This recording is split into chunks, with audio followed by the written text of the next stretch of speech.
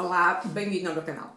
Hoje vou-lhe falar sobre o Big Brother e a situação que aconteceu com o André Filipe, porque foi aquela que está a ser mais falada, apesar de que antes já dois concorrentes tinham tido assim ali um episódio de algo que não estava bem com eles. Ok, então, a primeira coisa que quero refletir, eu não vou aqui dizer se ele dentro da casa tinha ou não tinha já situações que levaria a concluir que aquilo era um surto psicótico, porque do que eu vi, de todo, não.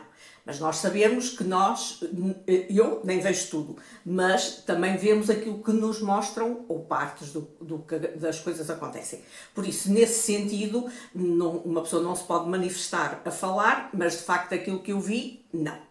Agora, o que é que está aqui na base disto tudo que eu queria que refletisse? Muitas vezes há um desencadeador, algo que acontece até externo à pessoa e que pode levar com que a pessoa, de facto, tenha um surto, tenha um ataque de pânico, passe a estar numa situação de stress pós-traumático, qualquer situação. Nem tem que ser algo que aconteceu com ela. Então, eu, por exemplo, conheci uma pessoa que quando o Faier, aquele jogador do Benfica, teve um ataque cardíaco e morreu em campo, a partir daí a senhora, que nem o conhecia, nem era do Benfica, nem ligava especialmente a futebol, ela passou a ter uma situação complicada a nível mental e emocional.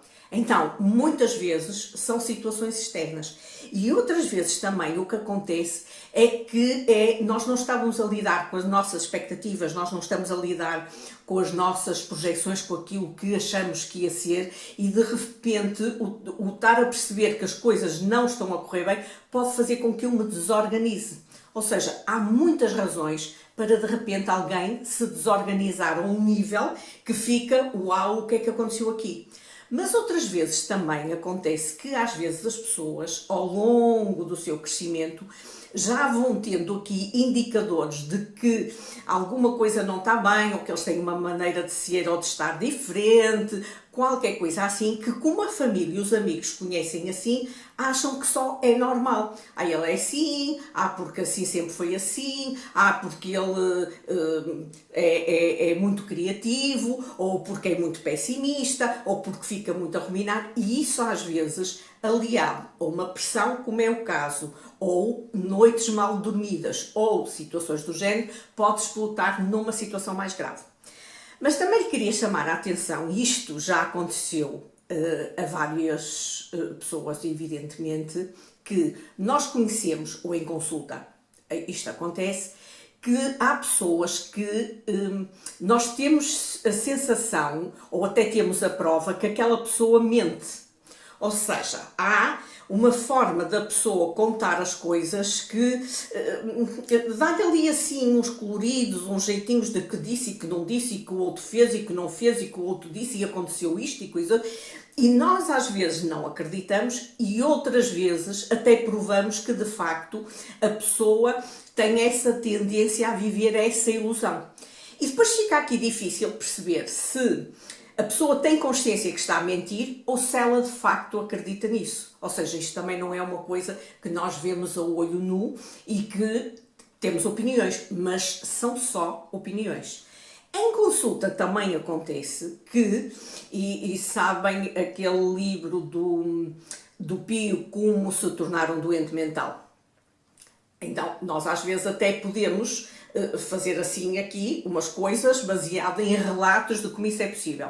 Mas acontece mesmo pessoas que vão à consulta e que elas têm como objetivo sentir que enganam o psicólogo. Ou seja, eu vou contar coisas da minha vida, eu vou dizer coisas que aconteceram, mesmo situações bem traumáticas, boas situações assim pesadas mesmo, na situação de que ele vai acreditar em mim.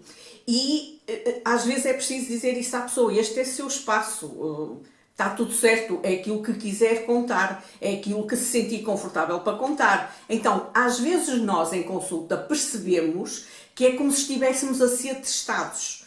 Então, há tanta coisa que pode estar ligada a estas situações que de repente é um bocadinho assim muito criativo da nossa parte, que não avaliamos antes, não estivemos a ver ali o tempo todo, nem avaliamos depois, achar que isto é isto ou aquilo, ou que já devia ter saído antes, ou o que quer que seja.